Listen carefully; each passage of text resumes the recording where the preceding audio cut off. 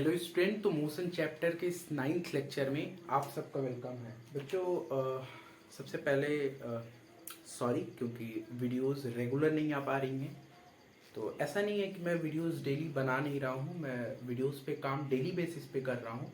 But हो क्या रहा है ना कि मैंने इक्वेशन ऑफ मोशन पे मतलब जो ये चैप्टर था, काफ़ी बड़े बड़े लेक्चर हमने बना दिया है। आई थिंक 1.5 घंटे के लेक्चर्स लगभग थे। तो उनके साथ एडिटिंग में प्रॉब्लम आ गई, क्योंकि मोबाइल से एडिटिंग करनी थी तो मोबाइल से एडिटिंग में प्रॉब्लम आ गई, तो वीडियो मेरा करप्ट हो गया। तो इस कारणवश वीडियोस आ नहीं पाई। तो मैंने अब लेक्चर रिकॉर्ड कर रहा हूँ। तो अब मैंने क्या सोचा है कि वीडियोस की ड्यूरेशन बहुत लंबी नहीं रखेंगे। अभी जो लास्ट लेक्चर हमने रिकॉर्ड करा था इक्वेशन ऑफ मोशन का, जो वीडियो करप्ट हो गया, उसमें मैंने क्या किया था कि सारे इक्वेशन ऑफ मोशन को पहले डिराइव करके समझा दिया था। इसके बाद में क्या किया था, इसके बाद में हमने क्वेश्चंस कराए थे। ठीक, तो वो ड्यूरेशन बड़ा हो गया, तो वो करप्ट हो गया, बेकार हो गया। ठीक, करने क्या वाले हैं, करने ये वाले हैं कि हम एक इक्वेशन ऑफ मोशन पढ़ेंगे, डिराइव करेंगे, उसके प्रश्न लगाएंगे। दूसरा इक्वेशन ऑफ मोशन पढ़ेंगे, डिराइव करेंगे, उसके प्रश्न लगाएंगे। ठीक है, चलिए। तो सबसे पहले अगर आपने पहले पढ़ रखा है इक्वेशन ऑफ मोशन तो बहुत अच्छी बात है, नहीं पढ़ रखा है तभी कोई बात नहीं, मैं बेसिक से बताऊंगा। ठीक, इस चैप्टर को इस टॉपिक को पढ़ने से पहले आप एक बार अपना पीछे जो लेक्चर देख के आए हैं उसमें से आप एक टॉपिक को हल्का सा आप चाहें तो रिवाइज कर ले, जिसका नाम क्या है, एक का नाम है यूनिफॉर्म और दूसरे का नाम क्या है, नॉन यूनिफॉर्म। यूनिफॉर्म और नॉन यूनिफॉर्म को आप एक बार क्या करें, रिवाइज कर लें, क्योंकि यूनिफॉर्म नॉन यूनिफॉर्म का अगर आपका कॉन्सेप्ट क्लियर नहीं है तो इसको विजुअलाइज करने में देखिए प्रश्न हो जाएगा, प्रश्न फॉर्मूले से होंगे, लेकिन अगर आप किसी टॉपिक को विजुअलाइज करना चाहते हैं तो उसके लिए आपको पीछे के टॉपिक्स को मतलब जो पहले पढ़ाए गए हैं उनके बारे में भी ज्ञान होना जरूरी है। तो यूनिफॉर्म नॉन यूनिफॉर्म अगर आपने रिवाइज नहीं करा है तो आप एक बार जाके यूनिफॉर्म नॉन यूनिफॉर्म को रिवाइज कर लें। सिंपल सी बात है, मैं एक बार शॉर्ट में बता देता हूँ। यूनिफॉर्म मतलब क्या, इक्वल का कॉन्सेप्ट रहता है, और नॉन यूनिफॉर्म मतलब क्या, अनइक्वल का कॉन्सेप्ट। किसका, अनइक्वल का, और यूनिफॉर्म मतलब इक्वल का कॉन्सेप्ट। ठीक, आई होप आपने देख लिया होगा। नहीं देखा पॉज करके आप एक बार देख ले यूनिफॉर्म नॉन यूनिफॉर्म, फिर यहां से लेक्चर कंटिन्यू करें। ठीक, चलिए। तो अब हम बात करते हैं किसकी, इक्वेशन ऑफ मोशन की। देखिए, जिन्होंने पढ़ रखा है उनको मालूम होगा कि इक्वेशन ऑफ मोशन हम दो तरीके से पढ़ते हैं। एक ग्राफिकल मेथड होता है और दूसरा अलजेब्रिक मेथड। दो मेथड होते हैं, फिर से जानिए, एक ग्राफिकल और एक अलजेब्रिक मेथड। तो हमने अभी ग्राफ का कोई जिक्र नहीं किया है, ग्राफ के बारे में आपको कुछ नहीं बताया है। अलजेब्रिक मेथड से सारी चीजें हम पढ़ते हुए आए हैं। तो क्या करने वाले हैं, हम सबसे पहले अलजेब्रिक मेथड से क्या करेंगे, इक्वेशन ऑफ मोशन को डिराइव करेंगे और फिर जब हम ग्राफ को इंट्रोड्यूस कराएंगे तो ग्राफिकल मेथड से भी आपको इंट्रोड्यूस करा देंगे। ठीक, इतनी बात क्लियर है, आई होप क्लियर होगा। चलिए, तो पहले जो मैंने बोला उसको लिख लेते हैं। क्या मैंने बोला, मैंने ये बोला कि इक्वेशन ऑफ मोशन जो होता है, इक्वेशन ऑफ मोशन वो दो तरीके से पढ़े जाते हैं। कितने तरीके से, दो तरीके से। एक होता है ग्राफिकल मेथड, एक है ग्राफिकल मेथड, और एक क्या है, एक है अलजेब्रिक मेथड। तो क्या अलजेब्रिक मेथड में इक्वेशन ऑफ मोशन बदल जाएगा, क्या इसमें कोई फर्क आएगा, नहीं, दोनों चीजें सेम है, बस डिराइव करने का तरीका अलग है। ठीक है, अलजेब्रिक मेथड में कुछ दूसरे तरीके से डिराइव करते हैं, ग्राफिकल मेथड में दूसरे तरीके से। अलजेब्रिक मेथड, ठीक, दो मेथड हो गए। दो मेथड से हम क्या करते हैं, इक्वेशन ऑफ मोशन को डिराइव करते हैं, समझते हैं।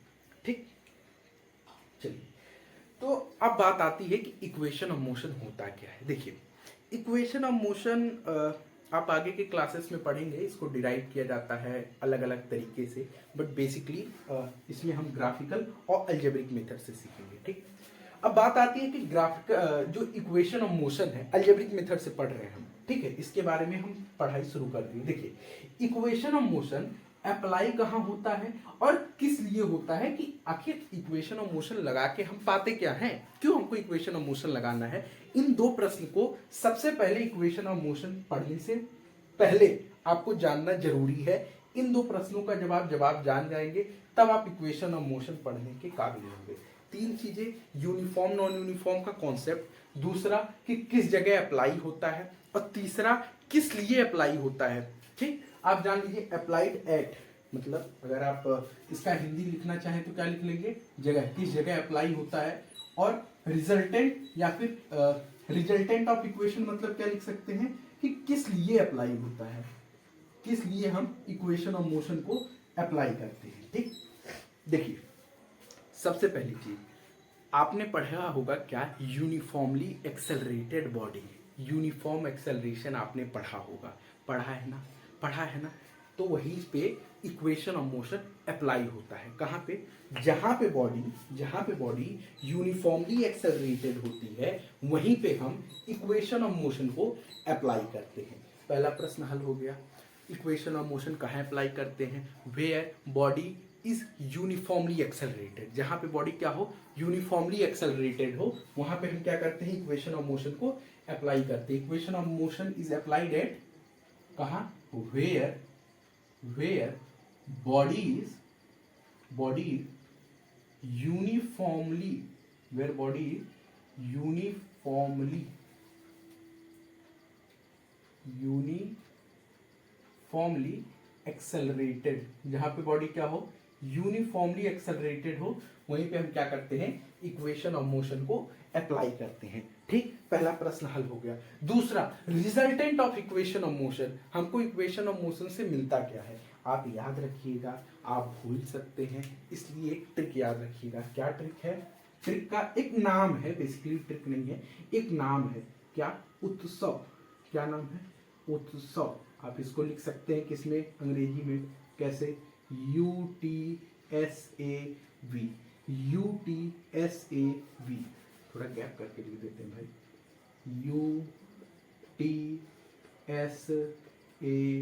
UTSAV। ठीक, उत्सव किस लिए यूज किया जाता है, उत्सव के बीच में रिलेशनशिप दिखाने के लिए। किसके लिए, उत्सव के बीच में रिलेशनशिप दिखाने के लिए। मॉडर्न रिलेशनशिप जी नहीं, हम उसकी बात नहीं कर रहे हैं। ठीक, ये दूसरा चीज है।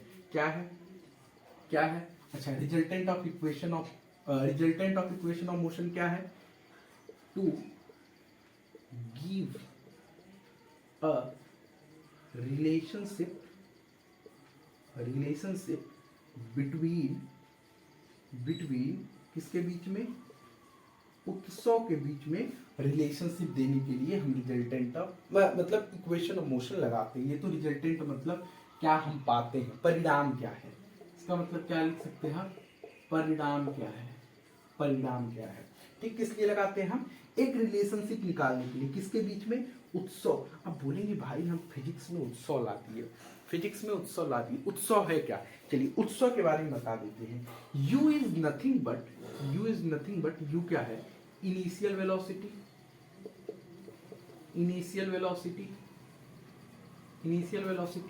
t is what, t is time, t क्या है, टाइम है। s is what, s is distance, a is what, a is acceleration, and v is what, v is final velocity,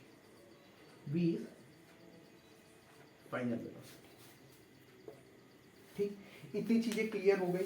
क्या हमने बोला, हमने सबसे पहले बोला कि आप यूनिफॉर्म नॉन यूनिफॉर्म के कॉन्सेप्ट को एक बार रिकॉल कर लें। पहली चीज क्लियर हो गई, बहुत बढ़िया। इसके बाद में दो प्रश्न आएंगे। कौन से दो प्रश्न, कि हम इक्वेशन ऑफ मोशन कहाँ पे अप्लाई करते हैं। हम इक्वेशन ऑफ मोशन वहीं अप्लाई करते हैं जहाँ पे बॉडी क्या हो, यूनिफॉर्मली एक्सेलरेटेड हो। जहाँ पे बॉडी क्या हो, यूनिफॉर्मली एक्सेलरेटेड हो, वहीं पे हम इक्वेशन ऑफ मोशन को अप्लाई करते हैं। ठीक, ये दो प्रश्न हल हो गए। अच्छा, अब तीसरा प्रश्न क्या था कि इक्वेशन ऑफ मोशन किस लिए लगाते हैं, रिजल्टेंट क्या है, क्या हमको परिणाम मिलता है इक्वेशन ऑफ मोशन लगाने से। हमको इक्वेशन ऑफ मोशन लगाने से एक रिलेशनशिप मिलता है, किसके बीच में, उत्सव के बीच में। उत्सव और किसके बीच में, नहीं, केवल उत्सव के बीच में क्या मिलता है, रिलेशनशिप मिलता है। तो उत्सव क्या है, उत्सव is nothing but 1 2 3 4 5 terms of physics के 5 टर्म है। कौन कौन से, यू क्या है, यू है इनिशियल वेलोसिटी, टी क्या है, टी है टाइम, एस क्या है, एस है डिस्टेंस, ए क्या है एक्सेलरेशन, वी क्या है फाइनल वेलोसिटी। ये किस में आ सकता है, ये जो मल्टीपल चॉइस क्वेश्चंस होते हैं या फिर आप जो थोड़े अच्छे लेवल के मल्टीपल चॉइस क्वेश्चन करते हो कॉम्पिटिटिव एग्जाम के, तो वहां पे ये क्वेश्चन आ सकता है कि इक्वेशन ऑफ मोशन किस लिए आप अप्लाई करते हो, एक रिलेशनशिप किसके बीच में, उत्सव के बीच में। ठीक है, ठीक। चलिए अब हम इक्वेशन ऑफ मोशन को देखते हैं, आपको अच्छे से इंट्रोड्यूस कराते हैं कि क्या है इक्वेशन ऑफ मोशन, क्या है इक्वेशन ऑफ मोशन।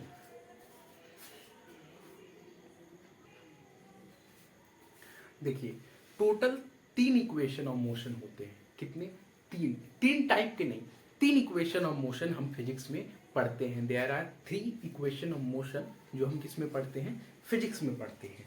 ठीक, अच्छा क्या क्या होते हैं उनके बारे में देखते हैं। अच्छा किस लिए लगाए जाते हैं तीनों इक्वेशन, वो भी हम जान लेते हैं। एक बार हम एक ओवरव्यू ले लेते हैं तीनों इक्वेशन ऑफ मोशन का, ठीक है, इसके बाद में हम इनको डिराइव करेंगे। अच्छा इनका ओवरव्यू लेने से पहले आप एक रफ कॉपी ले लीजिएगा, एक पन्ना ले लीजिएगा, जिसपे आप क्या करिएगा, तीनों इक्वेशन ऑफ मोशन को 2-3 बार लिख लीजिएगा। क्या होगा उससे, अरे यार याद हो जाएगा, कोई दिक्कत नहीं। ठीक है, चलिए लिखते हैं कितने टाइप के इक्वेशन ऑफ मोशन होते हैं, टाइप नहीं कितने होते हैं। देयर आर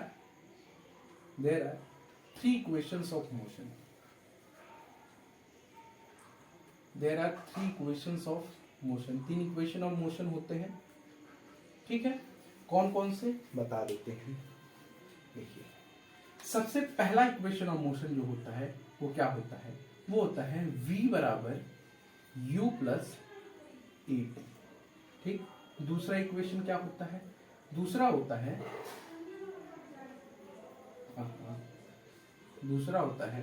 s बराबर U T plus half A T square. ठीक, तीसरा इक्वेशन ऑफ मोशन क्या होता है, तीसरा होता है v स्क्वायर बराबर यू स्क्वायर प्लस 2as। अच्छा एक चीज आप ध्यान रखिएगा कि ये जो थर्ड इक्वेशन ऑफ मोशन है आप इस रूप में भी पाते हो, कहीं कहीं कुछ किताबों में आप इस रूप में भी पाते हो। कैसे, v square minus you square बराबर 2as। अच्छा आप पूछ सकते हो सर याद करना कौन सा बेहतर है, आप याद इसको करो, क्या करो, इसको याद करो। कारण इसको याद करने का ये है कि जब आप इसको याद करोगे ना तो आपको एक प्लस पॉइंट मिलेगा कि तीनों इक्वेशन ऑफ मोशन पॉजिटिव में है। क्या है, पॉजिटिव में है, क्योंकि एक्सेलरेशन जो होता है ना वो पॉजिटिव भी होता है निगेटिव भी होता है। यहाँ पे कॉम्प्लिकेट हो जाएगा, बस इतना जान लो कि अगर आपको याद करना है तो ये इक्वेशन ऑफ मोशन इस तरीके से याद करना ज्यादा प्रिफरेबल है। ठीक है, इस तरह से अगर आप याद करते हैं तो ज्यादा बेहतर होगा। ठीक, 3 इक्वेशन ऑफ मोशन होते हैं, ये तीनों नाम है, आप तीनों को एक बार लिख के 2-4 बार रख लीजिए। ठीक, उम्मीद करते हैं आप लिख लिए होंगे, 2-3 सेकंड ले लीजिए, रटे रटे रटे, समझते हैं क्या इनके बारे में। देखिए बेसिक मैथ का एक कॉन्सेप्ट होता है, कौन सा कॉन्सेप्ट होता है, बहुत आसान सा होता है। क्या, अगर हम मान लेते हैं एक वैल्यू x लिख दिए, एक वैल्यू क्या लिखिए, x लिख दिए और बराबर लिख के एक वैल्यू y लिख दिए, क्या कर दिए, y लिख दिए, ये x है ये y है। ठीक है, तो आपको पता होगा कि ये जो इक्वल के राइट के तरफ के जो भी टर्म होते हैं, राइट के तरफ के जो सारे टर्म होते हैं उनको हम क्या बोलते हैं, उनको बोलते हैं हम RHS, यानी कि राइट हैंड साइड। ये आपको पता होगा, इक्वल के दाहिने के तरफ जितने भी टर्म होते हैं उनको हम क्या बोलते हैं, उनको हम राइट हैंड साइड के टर्म बोलते हैं। अच्छा इक्वल के बाएं तरफ के जो सारे टर्म होते हैं उनको हम क्या बोलते हैं, उनको हम बोलते हैं LHS। LHS मतलब क्या होता है, लेफ्ट हैंड साइड। ये भी हम उम्मीद करते हैं पता होगा आपको, ये भी हम उम्मीद करते हैं आपको पता होगा।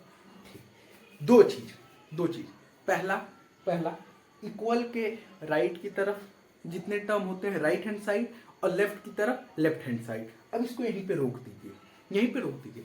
देखिए इक्वेशन ऑफ मोशन को हमने जनरली सीख लिया कि किस लिए यूज करते हैं, रिलेशनशिप देने के लिए उत्सव के बीच में। देखिए दूसरे शब्दों में अगर हम बात करें इक्वेशन ऑफ मोशन के यूज की, तो याद रखिए टोटल 5 टर्म है। UTSAV, 5 टर्म में होगा क्या, 5 टर्म में से कोई, अगर मान लेते हैं पहला इक्वेशन है, इसमें कितने टर्म है, 1 2 3 4 टर्म लिए गए हैं। आपको दिया क्या जाएगा, आपको इन चारों टर्म में से कोई 3 टर्म दिया जाएगा और ये चौथा फाइंड करना होगा। बड़े आराम से कर सकते हो, ठीक। अच्छा, इसमें क्या है, इसमें भी 1 2, ये देखिए टी 2 जगह है, यानी कि 1 2 3 टर्म है, तो 3 टर्म में से कोई 2 टर्म दे दिया जाएगा, तीसरा आपको फाइंड करना होगा। इसमें भी वही हाल है। तो बेसिकली है क्या, आपको कुछ टर्म दिए जाएंगे और कुछ टर्म निकालने होंगे। कुछ टर्म क्वेश्चन में ही दिए होंगे लेकिन लिखे नहीं होंगे, आपको उसको दिमाग से पहचानना होगा, ठीक। जब हम लोग पढ़ते थे तो इक्वेशन ऑफ मोशन सबसे मजेदार टॉपिक होता था। क्यों? क्योंकि उसके रिजल्ट बड़े आसानी से आ जाते थे, और क्वेश्चन लगाने में बड़े इंटरेस्टिंग होते थे, ठीक है। अच्छा, एक चीज और जान लीजिए, जब भी आप क्वेश्चन करते हैं इक्वेशन ऑफ मोशन, इक्वेशन जब भी आप बनाते हैं, ये बताने का कारण यही था क्योंकि इक्वेशन बेसिकली इसी रूप में रहता है कि एक्स और वाई के बीच में इक्वल रहेगा, यानी कि कुछ लेफ्ट हैंड साइड की तरफ टर्म रहेंगे, कुछ राइट हैंड साइड की तरफ रहेंगे, उन्हीं को इक्वेट करके आपको वैल्यू निकालना रहता है, ठीक। एक चीज और जान लीजिए बेसिक मैथ में ही, मान लेते हैं एक क्वेश्चन है, अगर एक क्वेश्चन लिख देते हैं, क्या 10x, क्या भाई पेन ही नहीं चल रहा है, मान लीजिए लिख देते हैं क्या 10x प्लस 6 2x प्लस 6 बराबर 10, एक ये क्वेश्चन है, ठीक। तो आप छोटे क्लासेस में पढ़े होंगे कि क्या करते हो आप, सबसे पहले आप इस 6 को इक्वल के इस तरफ लेके जाओगे, क्या हो जाएगा, यहाँ हो जाएगा 2x बराबर 10 माइनस 6 और x बराबर 10 माइनस 6, यानी कि इसको लिख देते हैं 4/2, 2 2 जा 4, यानी कि x बराबर 2। ऐसे क्वेश्चन तो आप सॉल्व करते हो। तो आप एक चीज हमेशा याद रखना कि आपको जो निकालना होता है, जो आपको फाइंड करना होता है, वो हमेशा LHS की तरफ रहता है। जो आपको फाइंड करना होता है वो हमेशा किधर रहता है, LHS की तरफ रहता है। तो RHS की तरफ क्या रहता है, RHS की तरफ वो टर्म होते हैं जिनकी मदद से आप इस LHS को निकालते हो। फिर से सुनो, लेफ्ट हैंड साइड की तरफ क्या होता है, जो आपको निकालना होता है, जो आपको क्या करना होता है, कैलकुलेट करना होता है, वो किधर रहता है, लेफ्ट हैंड साइड की तरफ। राइट हैंड साइड की तरफ क्या होते हैं, टर्म्स होते हैं। कौन से टर्म्स, वो टर्म जिनका यूज करके आप LHS के वैल्यू को इक्वेट करते हो, ठीक। तो आपको ये चीज ध्यान रखना चाहिए, क्योंकि जब आप क्वेश्चन करोगे तो आपको टर्म को लेफ्ट हैंड साइड की तरफ मूव कराना पड़ेगा, राइट हैंड साइड की तरफ। तो जब एक आपको बेसिक नॉलेज रहेगा तो टर्म को इधर उधर सब्स्टिट्यूट करने में आसानी होगी, ठीक। अच्छा, इतनी चीजें जान गए, अब आपको क्या जानना है, अब आपको जानना है कि ये यूज क्या होता है, यानी कि हर एक इक्वेशन ऑफ मोशन हमको बताता क्या है। सबसे पहले जान लीजिए सिंपल क्या कहा जाता है। जो पहला इक्वेशन ऑफ मोशन होता है उसको हम बोलते हैं वेलोसिटी और टाइम का रिलेशन। क्या बोलते हैं, वेलोसिटी और टाइम का रिलेशन, पहली इक्वेशन ऑफ मोशन को बोलते हैं। दूसरे को क्या बोलते हैं, दूसरे को बोलते हैं डिस्टेंस और टाइम का रिलेशन। किसका, डिस्टेंस और टाइम का रिलेशन, और तीसरे इक्वेशन ऑफ मोशन को क्या बोलते हैं, वेलोसिटी और डिस्टेंस का रिलेशन। किसका, वेलोसिटी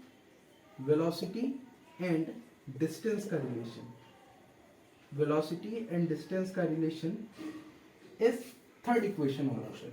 अच्छा, आप देखिए इसमें है क्या, इसमें बेसिकली है क्या, इसमें दो क्वांटिटीज के बीच में रिलेशन निकाला जा रहा है। अगर आप थोड़ा सा इन टर्म को एक्सपेंड करेंगे तो क्या पाएंगे कि फर्स्ट इक्वेशन ऑफ मोशन का यूज करके आप क्या पाते हो,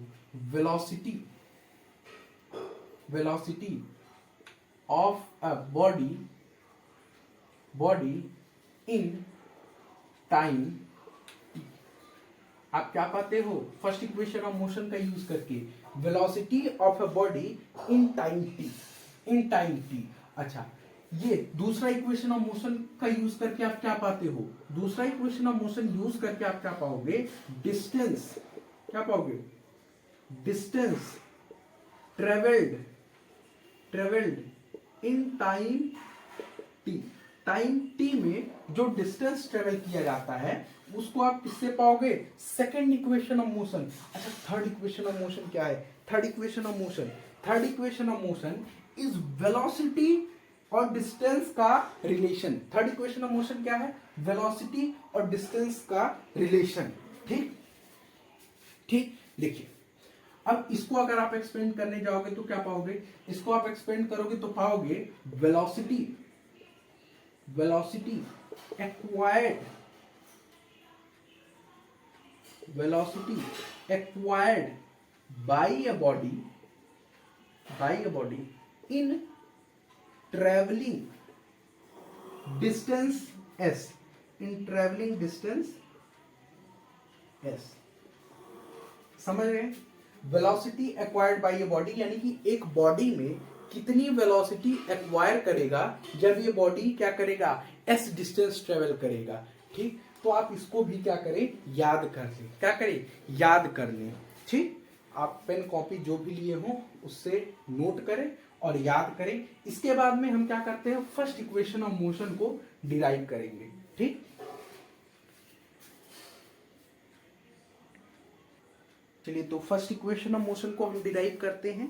ठीक, तो आपको शायद यहाँ दिख नहीं रहा है ना, लाइट यहाँ पे लिख देते हैं, क्या है यहाँ, यहाँ है first equation of motion.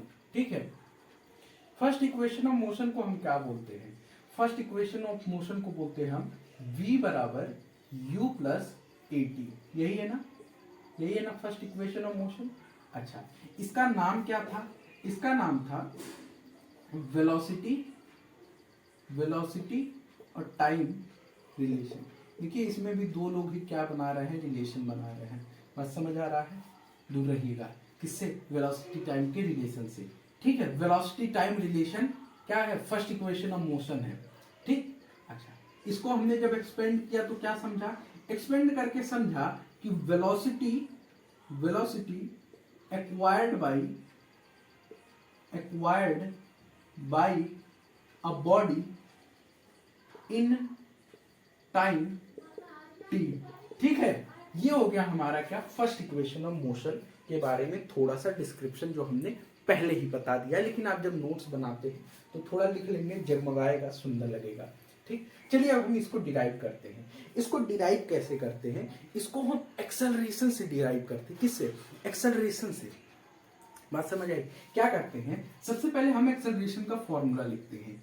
Acceleration का फॉर्मूला क्या कहता है, acceleration is nothing but change in velocity, acceleration is nothing but change in velocity. कोई दिक्कत, acceleration is nothing but change in velocity. इस चेंज को हमने डेल्टा से दिखाया। अब इस डेल्टा को और तोड़ते हैं, क्या करते हैं, और तोड़ते हैं। इस ए को यहीं रख के और तोड़े, ये एरो हटा देते हैं, आप समझ जाइएगा। ठीक है, एरो हटा दिए, इस डेल्टा को तोड़े तो क्या पा गए, यहां पा गए v minus you upon T, v minus you upon T. ठीक है, अब आपको क्या करना है, आपको इतना चीज ध्यान होना चाहिए कि आपको v को लेफ्ट हैंड साइड की तरफ लेके जाना है। क्या ध्यान होना चाहिए, आपको ध्यान होना चाहिए कि किसको लेफ्ट हैंड साइड की तरफ लेके जाना है। अच्छा, जो तीनों इक्वेशन ऑफ मोशन है उसमें आप क्या पाएंगे कि जो फर्स्ट इक्वेशन ऑफ मोशन है उसमें भी आपको वेलोसिटी को किधर लेके जाना है, लेफ्ट की तरफ। दूसरे में आपको क्या लेके जाना है, डिस्टेंस को किधर, लेफ्ट की तरफ। और तीसरे में किसको लेके जाना है, वेलोसिटी को किधर, लेफ्ट की तरफ। ठीक, तो ये आपको याद होना चाहिए कि किसको किधर लेके जाना है। बेसिकली आपको वेलोसिटी निकालना है।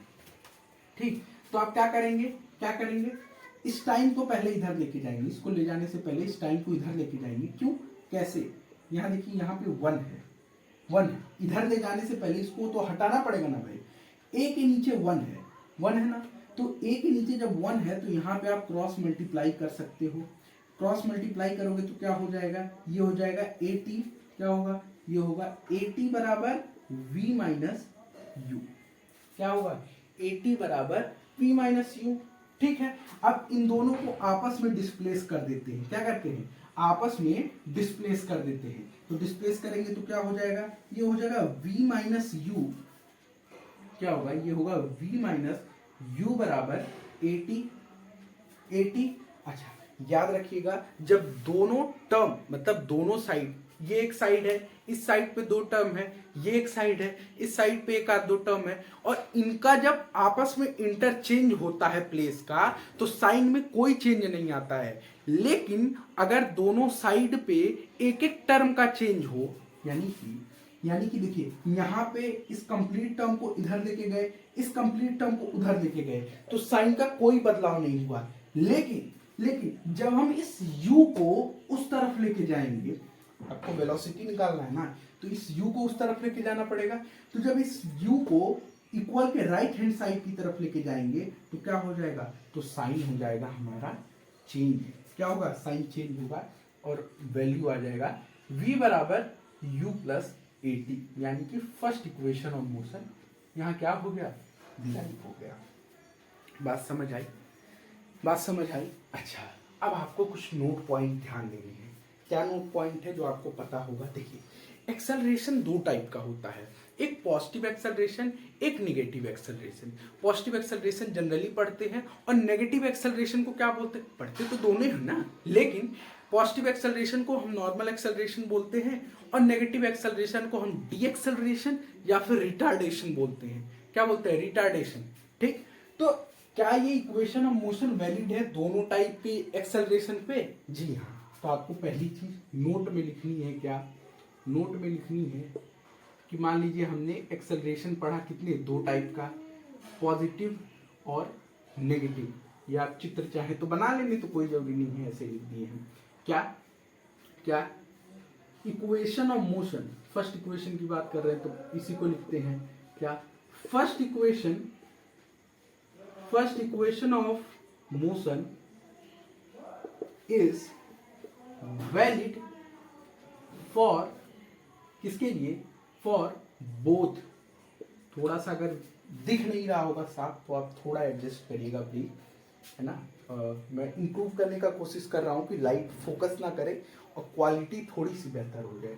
ठीक, first equation of motion is valid for both. किसके लिए? एक पॉजिटिव एक्सेलरेशन ऐसे लिखते हैं, for both positive acceleration and negative acceleration. Negative acceleration को हम ब्रैकेट में क्या लिख सकते हैं? रिटार्डेशन, या फिर इसको डी एक्सेलरेशन भी बोलते हैं। रिटार्डेशन या डी एक्सेलरेशन भी बोलते हैं। अच्छा, तो फर्क क्या है? जब यहाँ पे भी वैलिड है और यहाँ पे भी वैलिड है, तो फर्क कहाँ से आएगा? फर्क आएगा साइन चेंज से।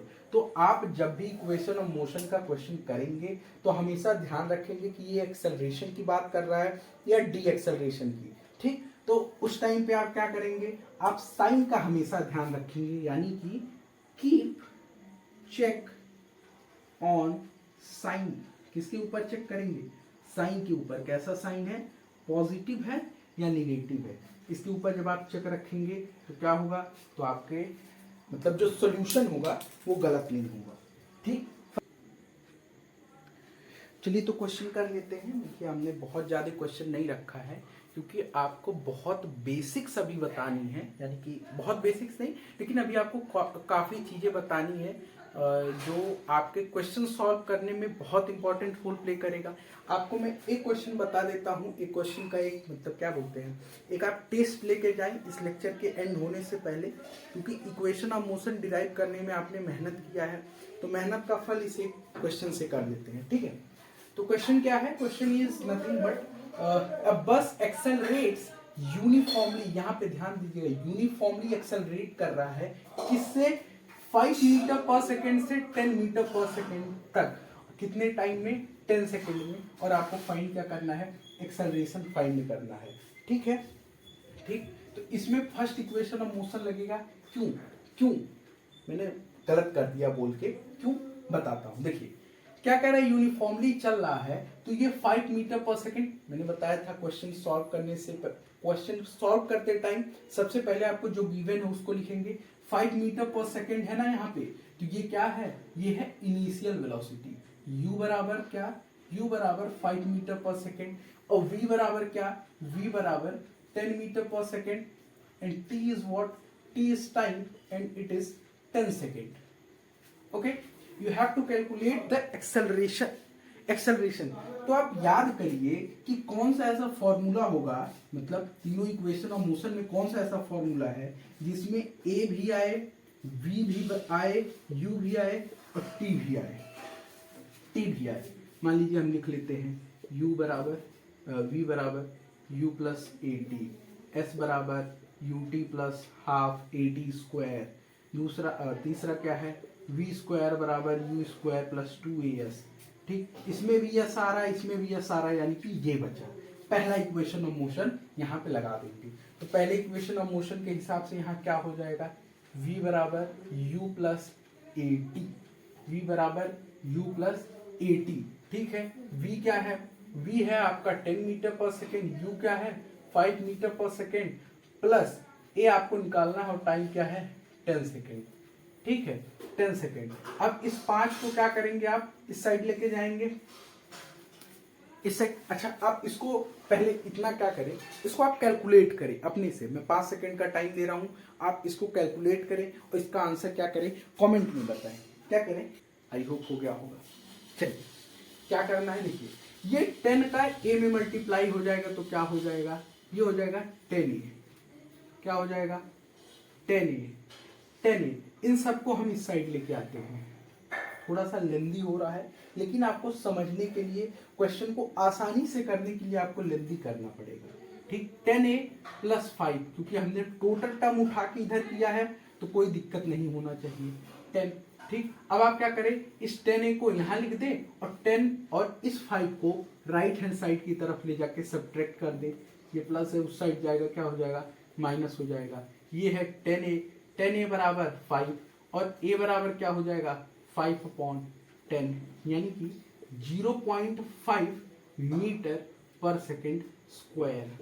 क्या हो जाएगा वैल्यू इसकी, एक्सेलरेशन की। इस रेट से क्या चल रहा है, ये बस चल रहा है।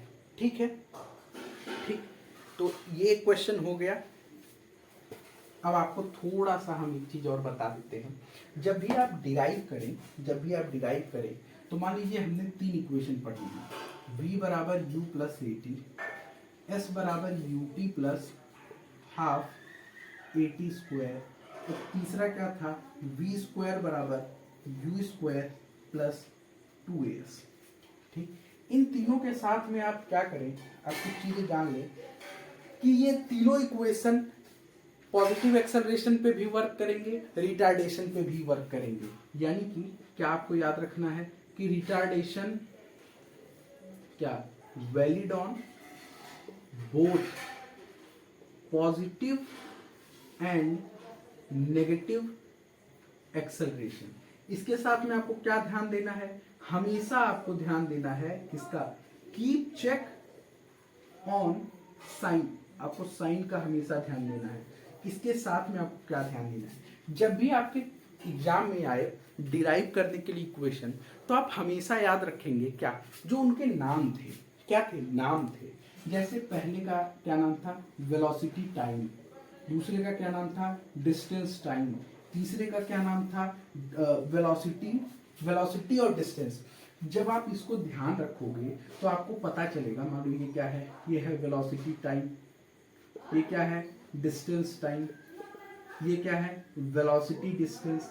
तो इससे क्या हुआ, आप जब डिराइव करते टाइम कहीं भी कॉम्प्लेक्स कैलकुलेशन में फंसोगे तो आप अगर इक्वेशन ऑफ मोशन का नाम याद रखोगे तो आपको एक चीज पता चलेगा कि ये जो पहला अक्षर है ना, ये क्या है, ये पहला अक्षर आपके LHS को बता रहा है। LHS क्या होता है, LHS वो चीज होता है जिसको आपको कैलकुलेट करना होता है। इसीलिए मैंने सबसे पहले आपको बेसिक मैथ का कॉन्सेप्ट बताया कि LHS में वो चीजें लिखी जाती हैं जो आपको कैलकुलेट करनी होती हैं, और RHS में जो चीजें दी जाती हैं उनका प्रयोग करके आप क्या करते हैं, क्या करते हैं, इस LHS को कैलकुलेट करते हैं। तो आप हमेशा याद रखिएगा कि आप जब भी डिराइव करें तो इनके जो प्रॉपर नाम है वो जब याद रखेंगे तो क्या करेंगे, जब भी कॉम्प्लेक्स कैलकुलेशन में फंसे तो आप वेलोसिटी को लेफ्ट हैंड साइड की तरफ ले जाने का कोशिश करेंगे। कब, जब आप फर्स्ट इक्वेशन डिराइव करें। डिस्टेंस को क्या करें,